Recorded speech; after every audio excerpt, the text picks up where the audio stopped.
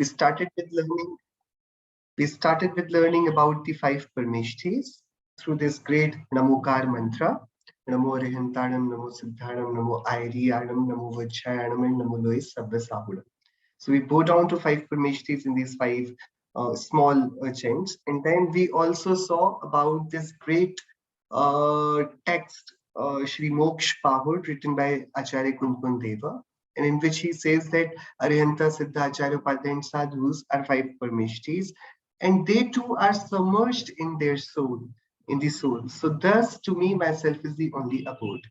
So we tried figuring out what actually the soul is. What do we mean by soul? And for that, we went on to a great journey of this universe.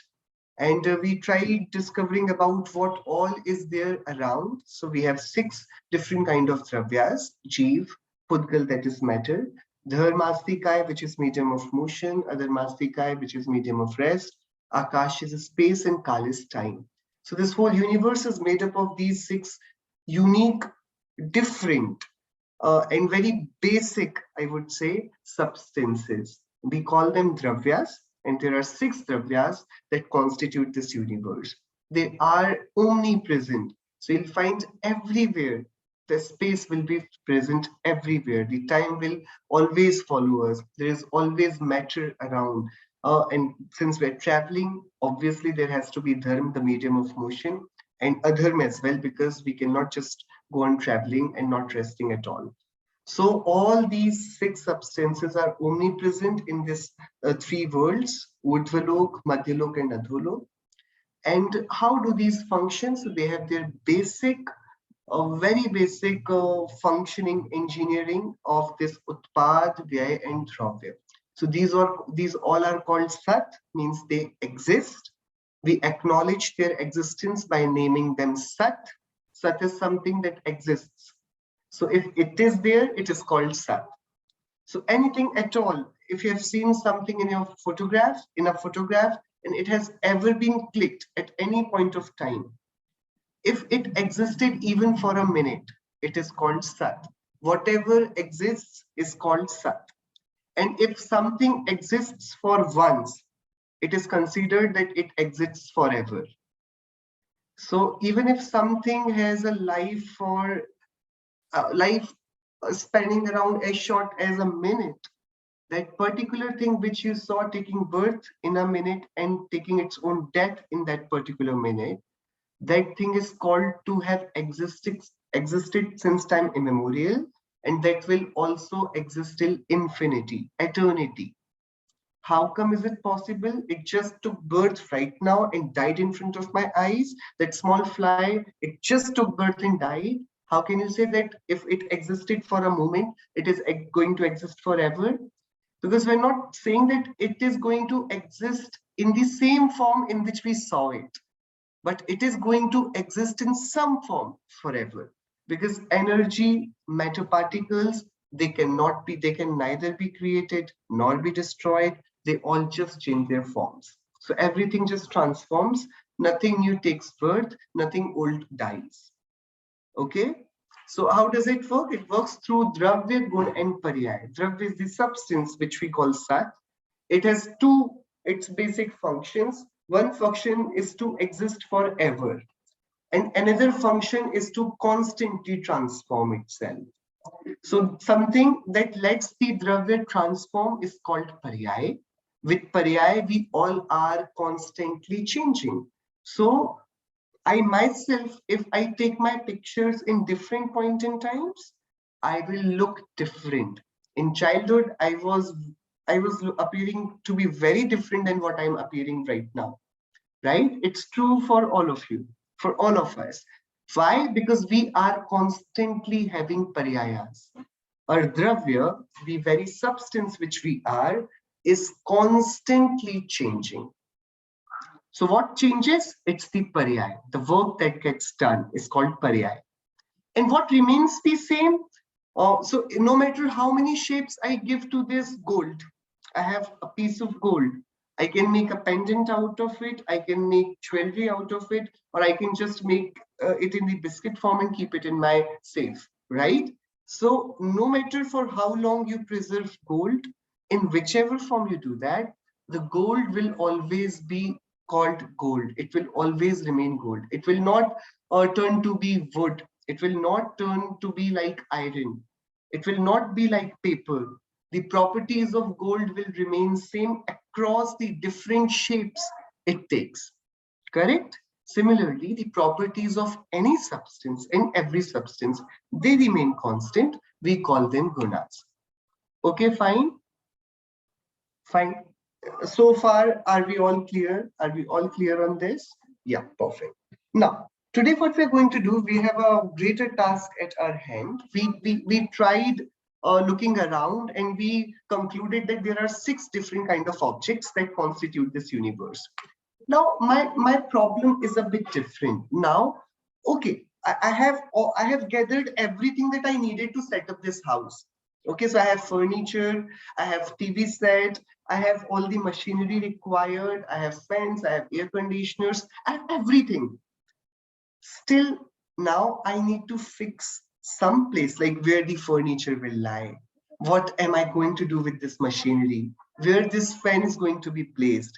What good this all grocery is, right? So just collecting everything doesn't work. You have to use everything as per their usage. You have to allocate space to everything. You have to have some rules in organizing any place. You need to have some workplace rules, do we not? So what we want is, now we're trying to make a constitution with which all these 6 substances will work. So just like every country has a constitution, has a defined rule of law, and all its citizens have to follow it. Consider this whole globe as one huge country. It has 6 citizens. These are the 6 dravyas. Now, if this whole world has to function as one unit, should they not have some fixed rules that which they, if they obey, it will function smoothly, the whole country of this universe? And if they do not follow those rules, everything will, just fall into, everything will become jittery, right? So there must be some rules that govern this whole universe. The rules that are followed by every substance. And those very rules, they are going to explain the very basic confusion, the very basic, what should I say, the illusion that we have in our lives. We think, okay, if I do something in this particular way, I'm going to succeed. If I do not do something in that way, I'm going to fail. We have different set of thoughts, set of rules in our brain. So if I wake up early, I'm going to score good marks. If I'm going to do exercise daily, I'm going to remain healthy and live longer, right? We all make these small rules, which are limited understanding. So we, follow a strict diet to keep ourselves healthy. We apply certain chemicals on our hair to keep them growing and, keep them silky and happy. We apply different chemicals to our skin to keep its glow alive. Right? We do different things. We eat different things. We walk in a different way. We go to different places just to feed what we have made as an understanding of this universe. So eating this will make me live long. Eating this will give me more of iron. It will give me more of proteins, right? So similarly, if we know all these rules, will life not be easier for us? Because I have seen people who are very healthy and who religiously go to gym for their exercises on a daily basis. They do fall sick sometimes, and even they depart early.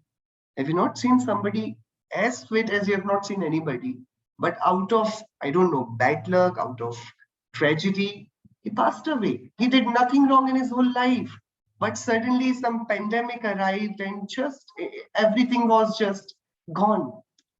So there are a few people who follow the book of life with very religiously. They are very obedient. They follow every rule. They wake up early. They study well. They work hard. And yet life is very hard on them.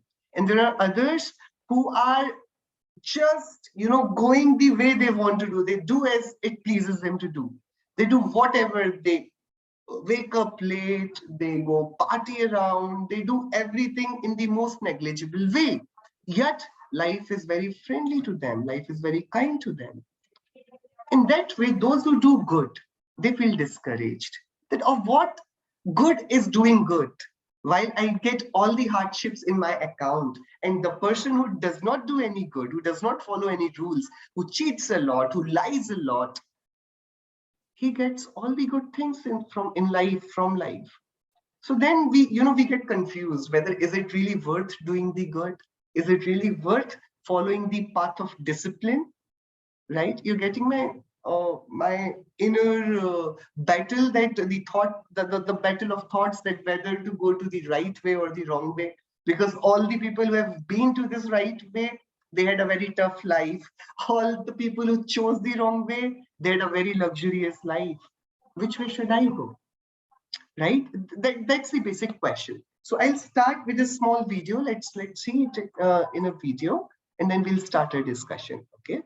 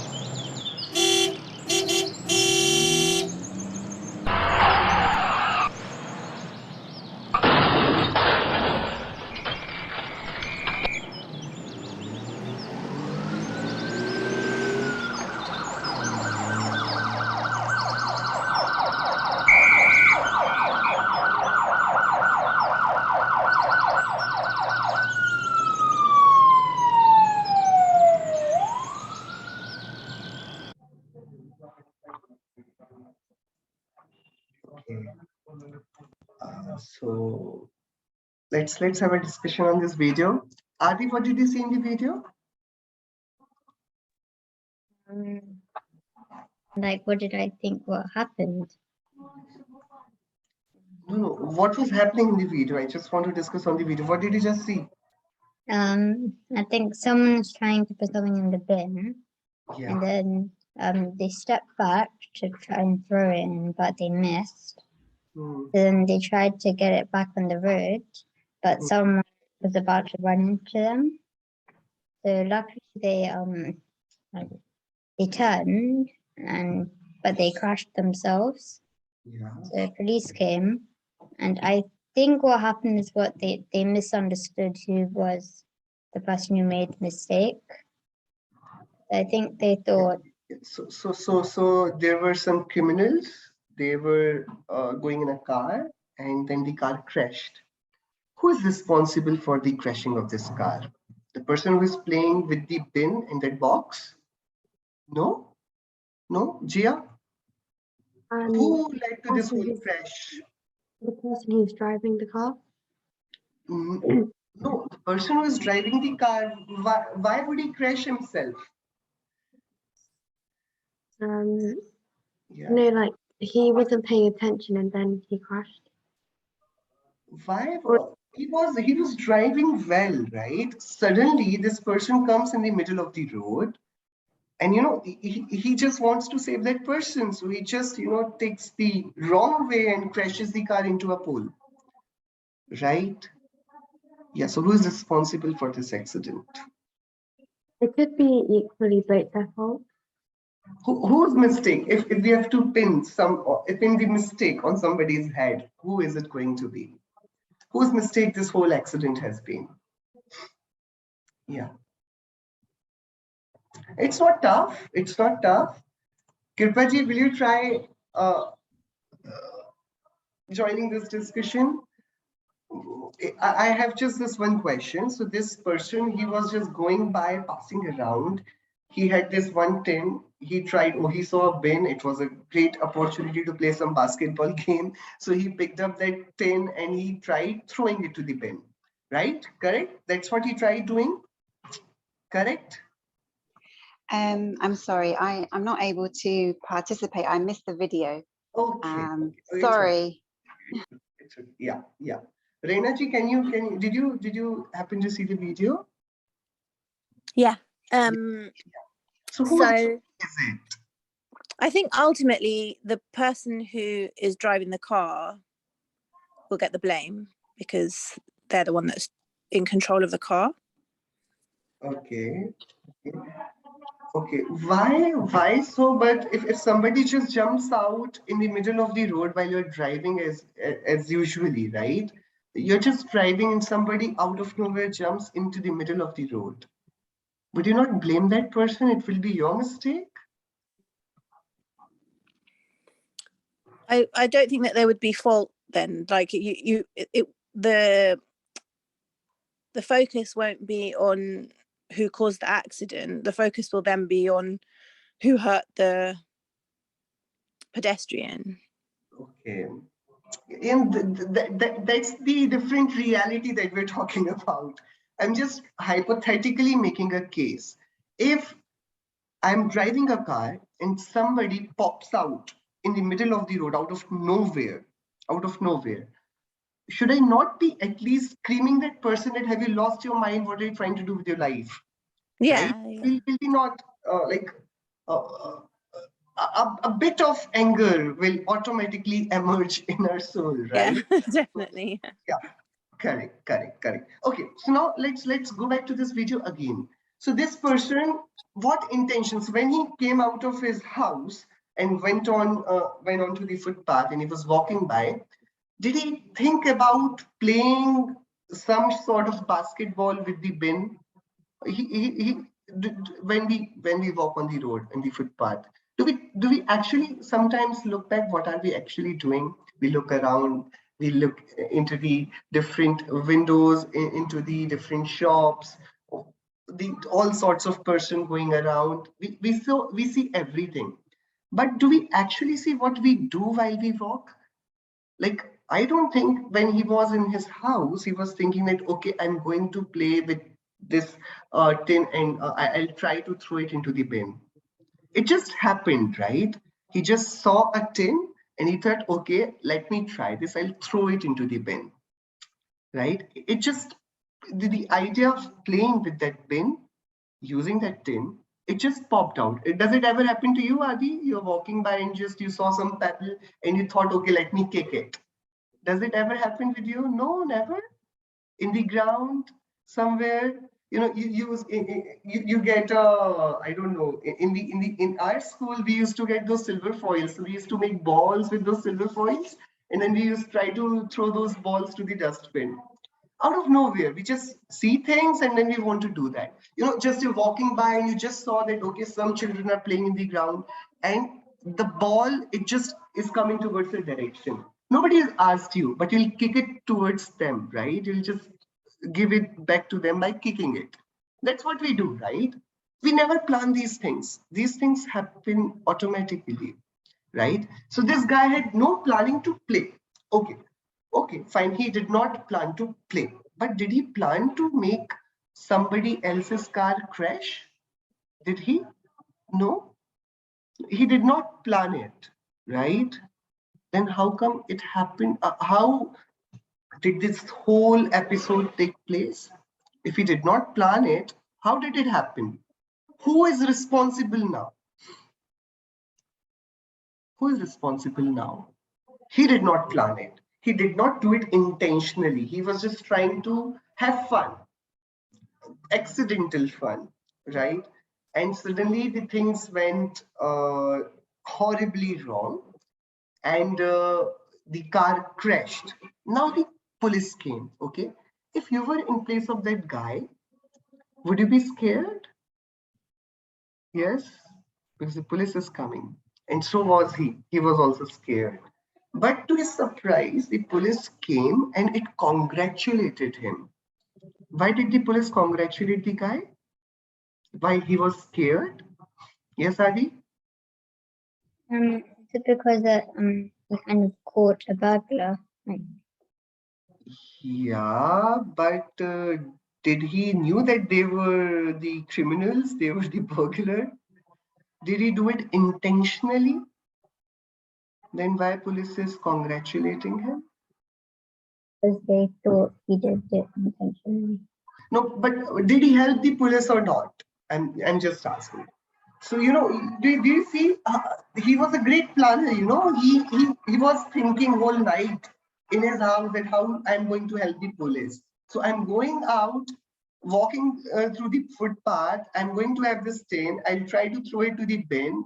This will automatically fail and it will fall back in the middle of the road. And at the same time, the burglars and all the criminals would be running from a bank after looting it. And suddenly their car will crash, the police will come and it is going to congratulate me. Such a great planning. Do you see the whole timing and the planning? Did he plan it? Could you plan it that way? No. It was all accidental, wasn't it? Wasn't it? So those criminals, they could escape the police. They were happily running. And then out of nowhere, somebody who did not intend to help the police by any way, he was the reason for their, the police could catch them finally because of this person. So this whole episode, this whole thing about the situation with the criminals, the situation with the police, and the situation with this guy, it compels us to think about something called luck. Have you ever heard about this luck? It was clearly a very bad day for those criminals. They were enjoying, they were finally escaped the police. They're just running and they could have been very well saved. They could have saved themselves.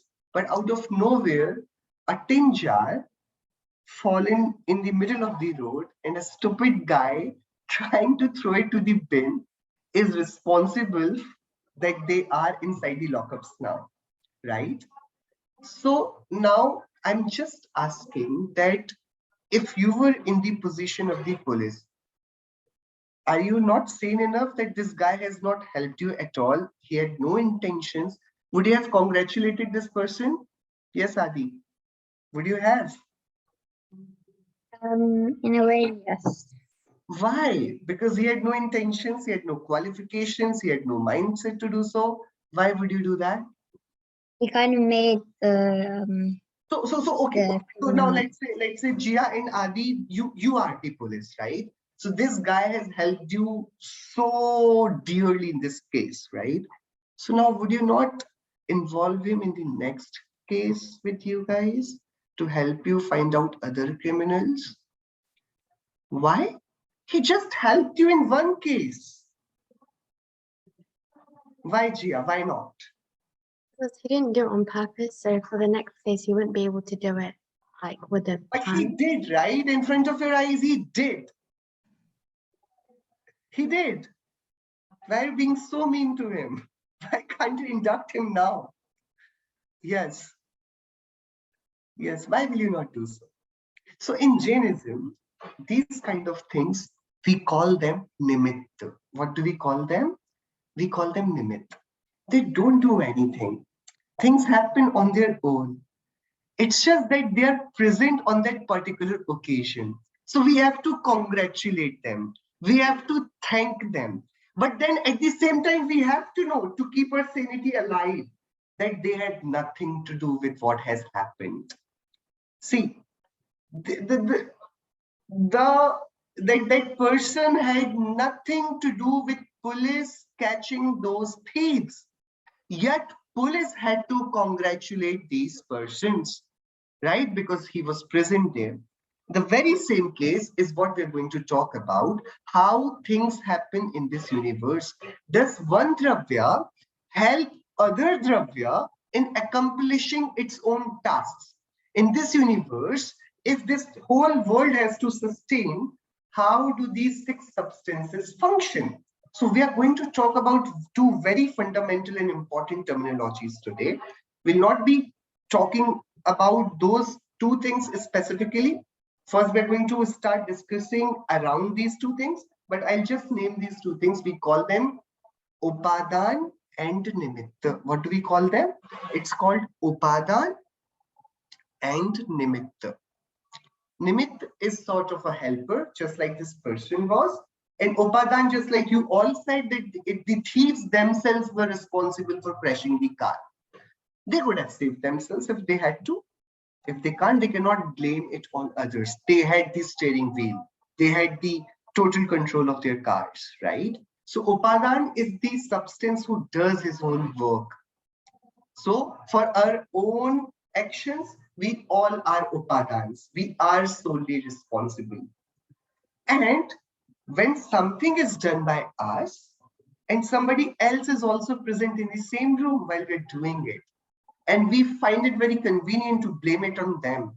So if we can blame somebody for some work that which we have done, those persons who have been blamed for that particular work are called nimitta.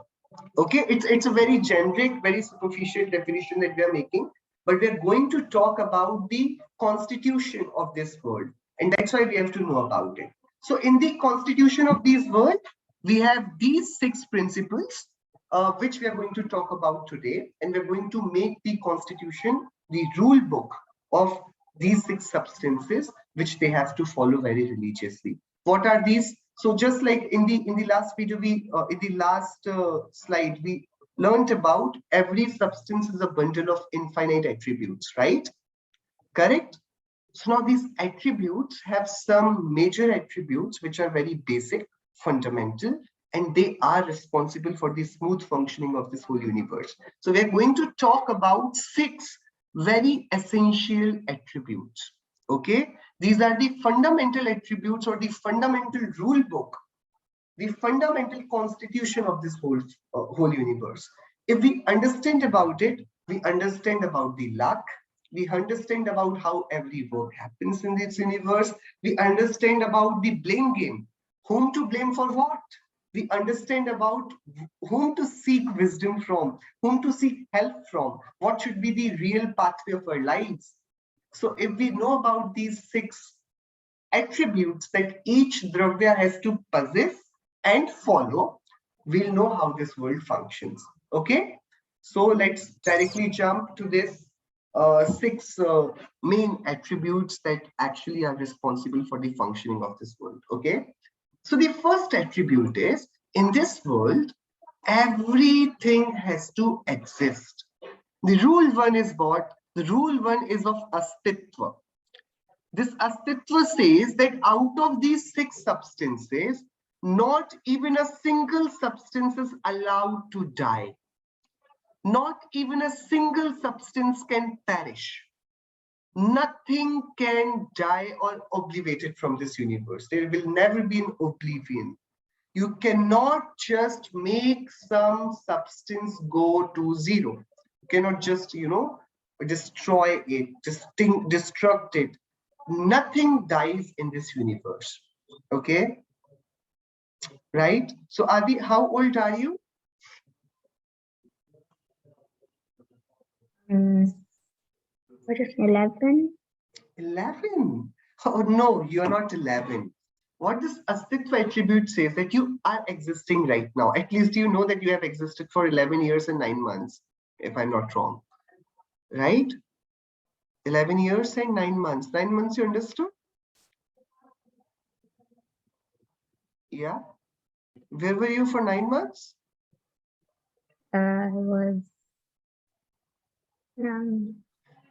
You're not 11, Adi. You're 11 years and 9 months. 9 months you spent in the womb of your mother? Yeah. You were living there, right? Doctors could see that. It's okay that you don't remember it, but yeah, your parents do. So your actual age started not just 11 years ago, it started 11 years and 9 months ago, average. It can be 8 months, it can be 8.5, right? Whatever it is. So we just learned one rule a few slides back, that if something exists for a moment, it exists for eternity. So Adi, if you have existed for 11 years so far, the Sarvagyadev says, the omniscience Bhagwan says that you are the owner of this specific attribute called astitva guna, or we call it existence attribute. What does it mean? It says if something lives for a moment, it lives forever. Something can neither be created nor be destroyed. Why? Because it has always existed. If we have to destroy something, if you have to create something, that thing has to not exist at the first place. If something does not exist, we can now then create it. In this universe, there is nothing that was never existing. Everything was ever existing. Everything was always present. Just like the space and time, they were always there. We all as a substance have always existed. What create, who governs it? Astitva gun governs it. What if we say no? Things take birth and then things perish, they die. What if we say that no, there is nothing as some, there is no thing which is eternal? If we believe in this fashion, what would be the problem? Because we are trying to craft constitution of this world. Let's say I say that okay, everything has its own expiry, and at some point in time, everything will die. What would it mean? Tell me, if we remove that, okay, I do not believe in eternity, and I do not believe that everything exists forever.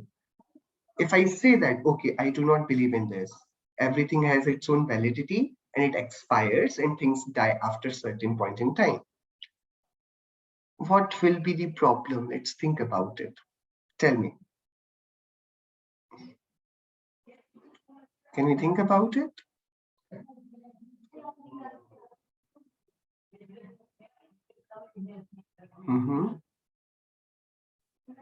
Okay, let's go in the reverse fashion. If we have to create something, right? If we have to create something,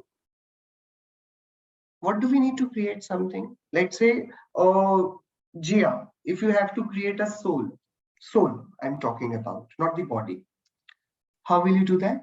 Do you have material around? Like you'll go to supermarket, or where will you purchase all the material that you're going to create the soul from? You can't. You can't. Okay, if you have to create space, could you do something about it? No. Same thing for the time. Let's say you have to create a matter. Let's say, Jia, you went to a diamond shop and you really loved the diamond, but they were pricing it at very high end. Okay, so what you thought that, okay, just forget it, I'm going to create my own diamond in my house. How are you going to create diamond, Jia? You can't. Why? It's a diamond. If it exists, it can be created, right? It can be created.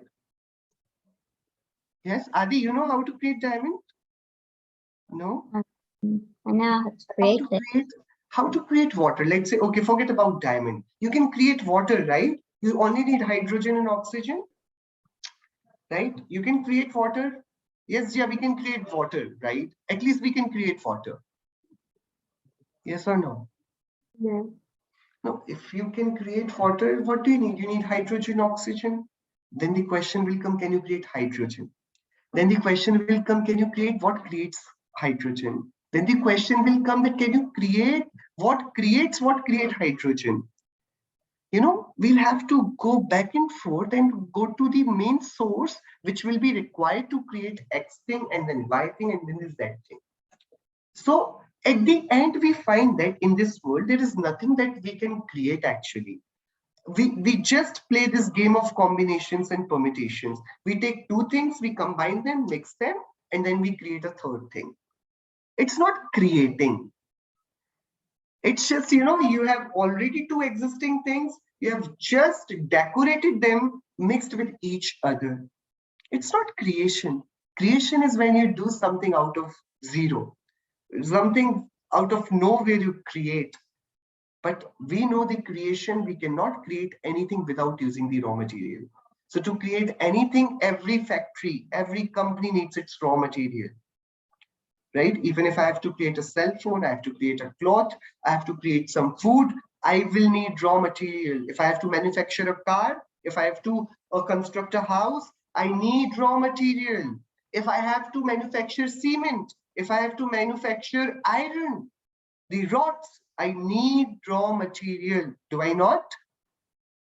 And who creates the raw material? So for the food industry, the soil creates, the plants create, this whole agriculture exercise that we have to do to create it. For all the fossil fuels, you know, it's thousands of years of our history have undergone, while these mountains, the earth has produced all sorts of diamonds, all sorts of gold, steel, right? So it's not in our control, it's not in our hands to create any of these things. Fine. So now, when I know I cannot create anything from the scratch, I'll always have something already created and I'll work on that and I'll create something different, right? So that is established that I cannot create anything from zero, from the scratch, right? Secondly, if I cannot create something from the scratch, then whatever is going to be created is not created by me, right? Because raw material I have not created. It's a natural process that has happened. The water, the air, the time, the space, the earth, the mountains, correct? So that is being taken care of by the nature. Now the question comes, can I destruct what nature produces without my help? See, I have no contribution to what the nature has given me. I have not contributed in the production of hydrogen. Yes, I am contributing in the production of carbon dioxide though, but not in those senses, correct? Had I, can I, it would be so easily, it can be so easily tackled, the problem of global warming, right? The climate change. If we could decide that what our actions will produce, we'll say, okay, I am going to open this factory and it will not produce carbon dioxide. It is going to produce oxygen. Does it happen? It's not in your hand. What is being produced is not in your hand. Your footprints are made up of carbon. You can't do that. Correct? So it means whatever is being produced is not in my hand. When the production is not my hand, I have no say in destruction also. So it's not in my authority to produce something, then to destroy something is again not in my authority. So let's say, okay, fine. Do things destruct themselves over the time? Let's take the case of water. Could you see water? Or have you seen water? Let's try to destroy water. How will you destroy water? Yes, Nejaji, how will you be destroying the water if I have to destroy water? You can't. No, I can. I'll just put it on fire. Either the fire will get destroyed or the water will boil up. I can do that. Yeah, then but what? there would still be more left. Yeah, so even if I put water on the fire, it is going to evaporate. So it will convert into the gas particles, right? It will again go and become cloud. And on its own time, it will again become water and come back to earth. It's a cycle, the normal water cycle that we learn about in the school. It's true for everything. Whatever we eat, it becomes blood, it becomes our flesh, it becomes our bones, it becomes the waste, it comes out again. Again, it goes into the field. Again, it transforms itself into the food and it again comes to our plates. The cycle goes on. Does it not go on that way? There is nothing that remains absconding from this universe forever. Everything returns. Everything returns. That is the beauty of this first principle. In this universe, not even a single substance is allowed to die. Nothing dies. Everything lives. So, Adi, 11 years ago, you were still there. Everybody could see it except you. And before even 9 months to that, you have arrived from some place, if not just, taken birth. We all have. We all have a definite past because we have this attribute called existence, the astitva. Therefore, we all have a very well, what should I say, very well subjected history, which has been seen by the omniscient Bhagwan, the Sarvagya Dev. Fine. That is the first principle, that in this universe, nothing will ever be destroyed.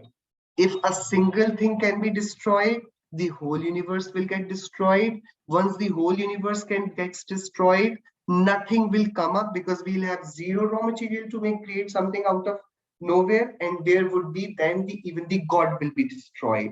So there would be no maker as well. and this whole story will end completely.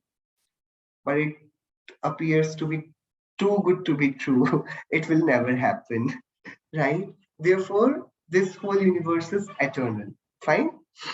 The second attribute is about vastutva gun. It's about efficiency. It's called casual efficiency. What it says, let's say, I have completed my master's and now I'm looking for a job. Okay, so apply to a company. The company wanted that, okay, a person who's applying for the job should have master's. I have master's. Once I have completed the master's, what is the validity of that master's? Validity.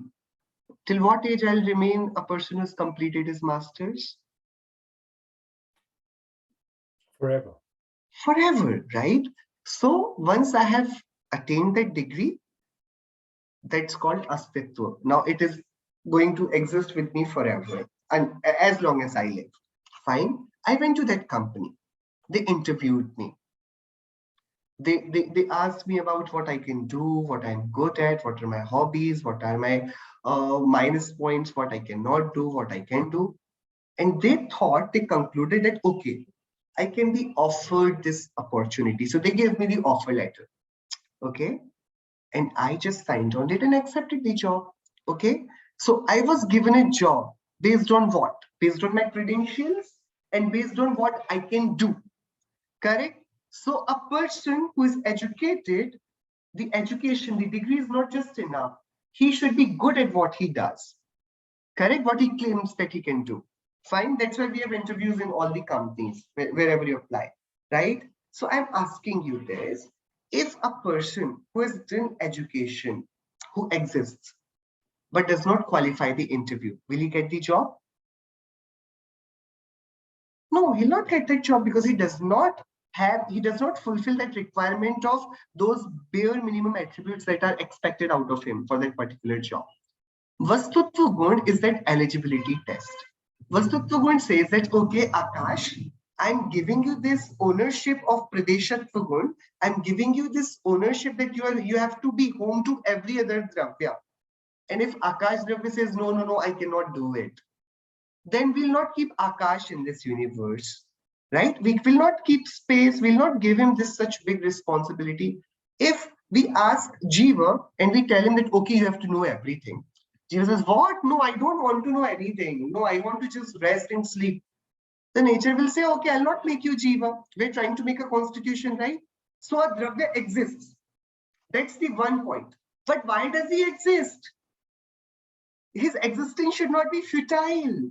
It should not be a waste, right? If I exist, it's better that I do something, right? So should I be of some use? Yes, you have to be of some use. So all these 6 substances, when we discussed about these 6 substances, they all had their unique use. Could you see that? The jiva was the knower. The matter could be touched, seen, could be perceived by these 5 senses. The dharma dravya was the medium of motion. Other was medium of rest. Time was constantly helping us change. And Akash was the hope that we all had. Correct? So everybody has its own job, its own credibility that it can do this, it can do that. It is because of which attribute?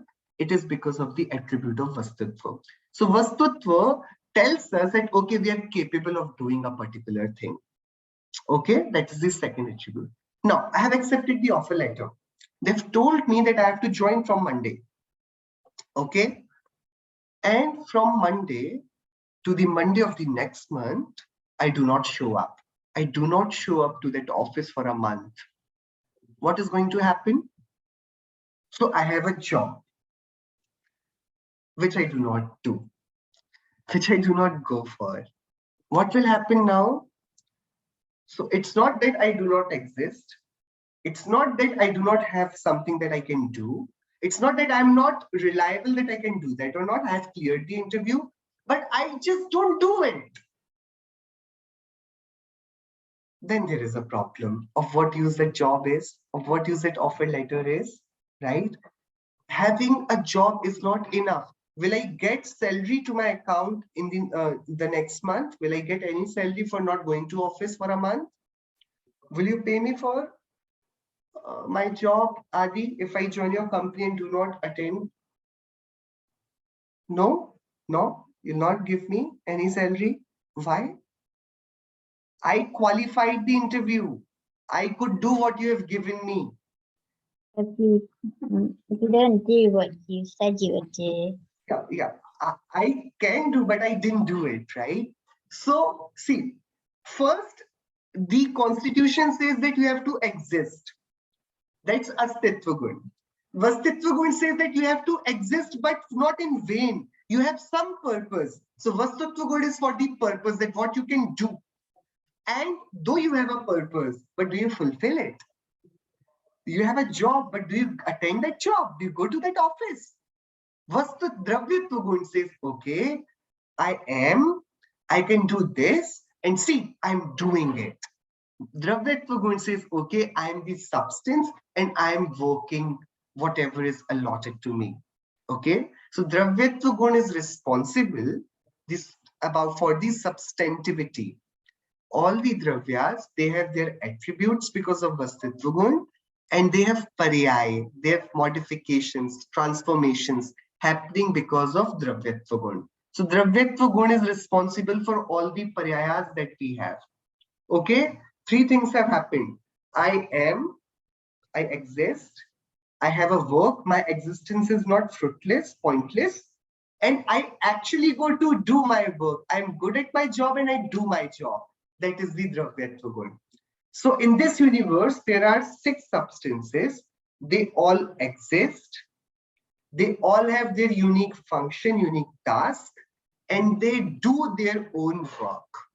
Correct? This is a very plain, simple things, right? It's straightforward. It looks very simple.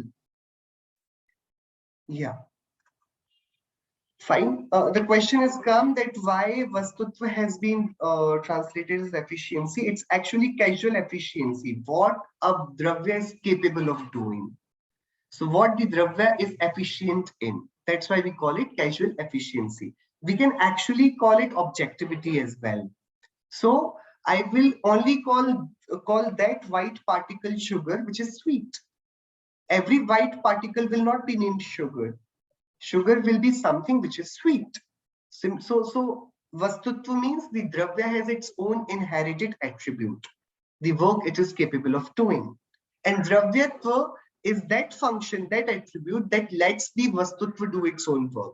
So every dravya has its own designated work. Dravyatva Gun ensures that we all can do that work. Okay? Okay. Now, Adi, you have mathematics exam tomorrow, okay? And you do not like maths at all. Okay, but your mom is really great in mathematics. Can you borrow from your mom her brain for just the exam for 2 hours? Yeah. She's brilliant in maths and you just hate it. No, she's your mother. She can help this much at least. You're not asking her to write the exam for you. You're just borrowing her brain, just for an hour, and you return it with full of gratitude. She will not give you that? No? Forget mom. Jia, will you not help him with your brains? Why? Is it you do not want to? Because I can't. Yeah. So it's not that you do not want to, but you can't. Why you can't? Why you can't? It's because of Agru Lagutva Gun. Agru Lagutva Gun says that one substance cannot lend its attribute to another, or one substance cannot take somebody else's attribute. So nothing can be subtracted from my soul and nothing can be added to my soul. I cannot give you my knowledge. I cannot take your knowledge for my advantage. It's that I'm going to persist as I am. I'm not going to increase my attributes. I cannot make any of my attributes fall loose. All my attributes will remain as they are. Okay? That's the Agru Lagutva Gun. It's very important. Why? Because over the time we think that everything grows weak. Over the time everything gets depreciated. But these attributes do not get loose. They do not, they do not just perish or they do not turn bad over the time. Why do they not? Because they all have Agru Lagutva Gun. Fine. 4 attributes are the basic fundamental, those who create the basic etymology of all these substances. There are 2 more attributes, Pradeshatva and Prameyatva. We'll be discussing about it in the next class by summarizing these 4 attributes as well. You think about it. I'll also be sharing an activity with you guys. So we'll be discussing about it in the next class. Okay. So we're trying to learn about these 6 specific attributes that govern the constitution of this whole universe. How? We'll discuss it in the next class. Okay. Okay. What we'll do, we'll just conclude today's session and then we'll meet in the next session. Fine. Janmani speaking. निज निधि निज में बताई यह अनंत उपकार है, उसके लिए चिन्हवाणी माँ को वंदना शत बार, उसके लिए चिन्हवाणी माँ को वंदना शत बार. 9 times Shloka.